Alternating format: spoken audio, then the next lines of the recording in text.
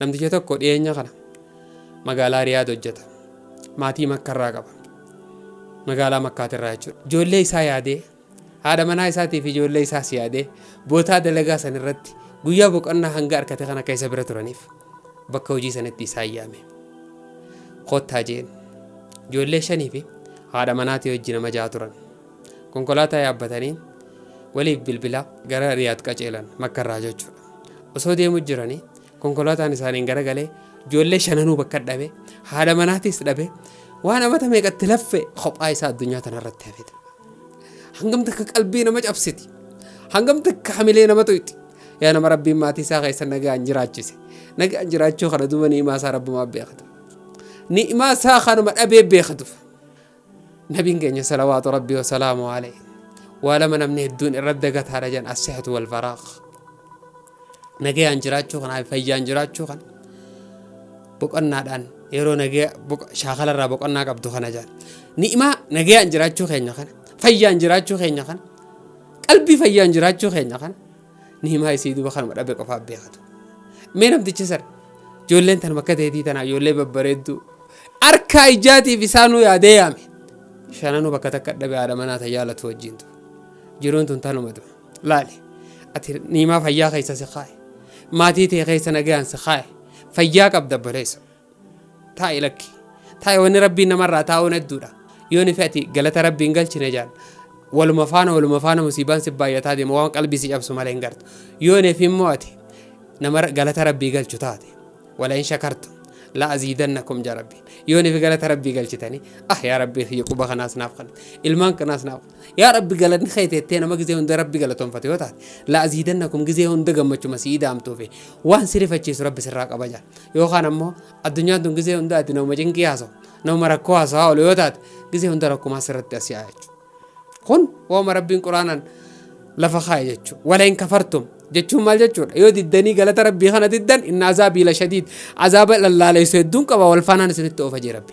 Namtittii takka gaaf tokko bakka darasummaa teenyutti waan isa ajaa'ibsiisurra ijoollee qabdi. Ijoollee dubaraa 3 qabdi. Ta duraa duunaan obsuu dadhabdee gandu guutuun itti yaa'ee obsuu dadhabsiise. Gantumaan keessa jiraadha keessatti. Narraachi yaa'ettee nama obsiisuu dhufe hunda dhorkite. Waggaa taaziyaan tanaa guyyaa 3ffaa guutu tunduute. Talamadaatis tanummaan fayyaa qabdu. Tanaas obsuu diddee waa ijoollee tiyya hukummii tiyya lamaan obsuu dadhabde. Guyyaa 3ffaa tanaas taaziyaan 3ffaaniin baaqisee itti xiqqoo lafa dhoofte. Gizee xiqqoo lafa dhooftu gandi guutuu wayi tunis duuf deemti jaanii ija. Hoggaa ija usa nam takka hin dubbatina nam takka haa duutu rabbii yoo fedhe haa fudhatu malee rabbii kiyyatti amane hin dubbatina rabbiin dhiiseef ta 3ffaa tana dhufu. Wasta jaabsiisurra yoo ati obsuu baatte hangaati obsututti yoo ati rabbii kanatti amanuu baatte hangaati adaba godhatutti adaba si godhatu rabbiin. Obboleessoo irreedduu oloo ifoofu jirra. Karaa oloo ifoofu jirra oloo ifin oofnu. Kota waan rabbiin nuu kanne haa jaalannu. Waan rabbiin nuu kanne haa amanfannu. Qaalii rabbii keenyaa haa goonu. Rabbii keenyaa hojii akka waliin dhabne. Rabbii hojii wal dhabuun nurraan malutu. Obboleessa kiyya islaamaa obboleettii tiita islaamaa. Waan sin ajaa'ibsiisurra konkolaataa fi inaati Finfinnee irraa gara Harar deema. Waggaa magaalaa Qullubbii tana kana gad darbu waytiin ganama subii salaatuudhaaf yeroo muraasni yeroo hafu sa'a 10 akka biyya teenyaati jechuudha.